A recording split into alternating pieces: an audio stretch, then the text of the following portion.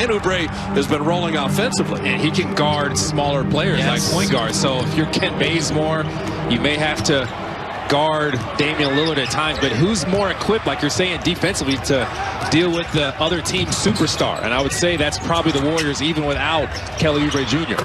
Andrew Wiggins opens the scoring. Wiggins, Bazemore, Curry, Draymond, and Looney. It's Lillard, Gary Trent Jr., Derrick Jones Jr., and it's Cantor and Robert Covington, the guy they call Rocco for Portland. But Portland took care of Charlotte in their last game with 24 threes, as we've been talking about. Jones misfiring, but got the miss. And then there is Covington, who can be kind of a barometer player for them. Now, I'll give you an oddity. Zach Zarba, Mark Ayotte, and Derek Richardson will blow the whistles as Bazemore gets inside. Mark Ayotte is the Laker game, and we will not mention that game unless we absolutely have to. But that ended the 34-game stretch for Wiggins with 11 or more points. Trent Jr. missing there. Good Warrior attention outside the arc. If they pitch a shutout, they'll win. Okay, so I mean, I'm going to go out on a limb here. Steph for three, and that was smooth. And Looney got a piece of his man. It's just the movement without the ball. And I think that's the difference between him and Damian Lillard. Damian Lillard, when he gives it up, doesn't move as fast with as much force. It's interesting. Looney was really kind of bothering the passer up top. They don't want to be able to just pinpoint pass to cutters. Covington beating the shot clock again. I'd say Steph's doing all right. And he's been doing that defensively, moving his feet and reaching less. Step back Curry. Okay. Another triple. A little 10 spot to begin the game. And Steph's own defense turns to his own offense. Right? They don't play very fast. They sometimes will go deep into the shot clock, but they're having trouble finding good looks. And Trent Jr., beautiful read on that cut. He stole the pass, saw it the whole way. And you talked about, without C.J. McCollum, he's got the greenest of green lights. That's Portland's first bucket. But Gary Trent Jr., he's a problem offensively. It's not just spot-up threes. Speaking of threes, okay. Steph is 3 for 3 on threes. I'm sure he remembers that 62-point game he had. Man. I'm going to ask you a rhetorical question here. Can you tell that the Warriors had a practice yesterday? Yeah. Draymond with a beautiful steal. They look sharper. And then the reward. I mean, when you have a practice, it sounds like a simple thing, but they're playing 11 of 16 on the road. They've had no practices. Yeah. They're working on defense, and then they're getting out and running, taking advantage of the Portland Trailblazers' bad transition defense. Step back for the Oakland Soldier. And Dame drops in the triple. Again, don't get discouraged if they make the tough ones. He's going to make those step backs. Oh, Steph wanted it. Gary Trent Jr. closed out just enough. And then the back cut. And I tell you, Bazemore, that's an Oubre play. Just move without the ball. You had multiple cuts there. Portland will make mistakes. And Steph set a screen for Andrew Wiggins. He was open on the cut, too. Keep playing defense and don't look at the score. Curry reached. Covington will bank it home. Covington, big offseason trade. Remember, he went from Minnesota to Houston, and then Portland grabs him in the offseason. The ultimate kind of 3-and-D guy. And Looney tried to reward Draymond, and here comes Covington pushing it back. And then Robert Covington. It's not just 3-and-D because he can do things in the open floor. He got into Andrew Wiggins. It's pretty phenomenal productivity. He had 30 against the Hornets the other night. He has still a lot to give. And his Cantor on the inbounds. Nasir Little is also checked in. Those under out of bounds, Don Nelson always said switch everything because you're too close to the basket. Anyone gets screened at all, you have no time to recover. Well, speaking of a rising star, Michael Mulder. They struggle defensively, and without the rim protection, you need to be amazing on the perimeter with your defense, and the Blazers just aren't, so Warriors trying to take advantage.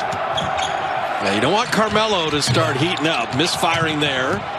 Carmelo averaging 13 a game off the bench.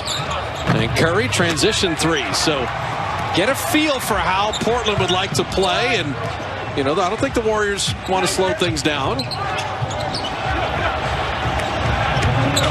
Carmelo's skip pass, and he rails at three, and Mulder a little late on the closeout. They were looking at Michael Mulder, who was guarding Enes Kanter in the paint when that pass got skipped over. Did you say there's no rim protection? Yeah.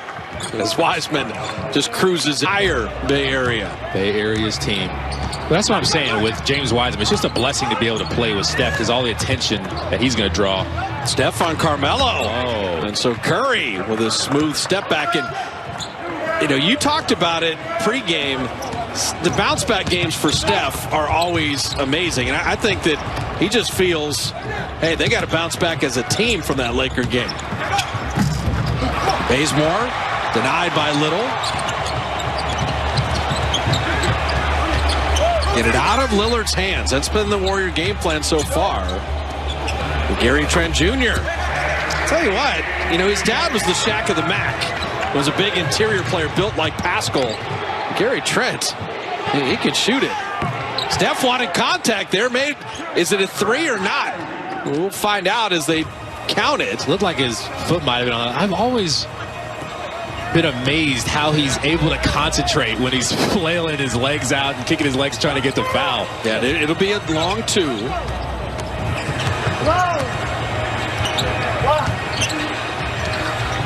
Ted, don't let Carmelo develop a rhythm. He starts to see the ball go through the basket. This is one of the most cold-blooded scorers in NBA history. Well, we talked about it. He's more like USA basketball Melo as Mulder gets a wide-open three. He's more like USA basketball efficient Melo on this Portland Trailblazer team because he does respect Damian Lillard and C.J. McCollum. Gary Trent Jr. missing, and for Wiseman, he got one job there, and that's the deal with Kanter. And then Kanter took the rookie to task. There was three Warriors around him, Steph to get there. And remember, with those USA teams, he led them in scoring. Yeah, absolutely. Like that. So he has all the Olympic scoring records. So he can be effective playing that way, more efficient. After the three-point play, Mulder a corner three, and Mulder rings the register there. Keep shooting. We're seeing Portland's within three now, so it's the way they start the game, obviously, you know that the Blazers are going to make a run, and they have. Now, you're going to have multiple runs for both teams during this game, and points aplenty, more than likely. Speaking of points, Rodney Hood, he's another elite scorer. When I said they had 24 threes against Charlotte, 7 different guys made a three in a half of basketball. 7. A lot of firepower. Steph floater. And he's knocked down, and he knocked down the shot. Because of the way he moves without the ball. He had his defender in a bad way. He's able to get past the first one pretty easily. And then it's 51%, not so little as from three-point range, so he can shoot. 8-second game shot clock difference.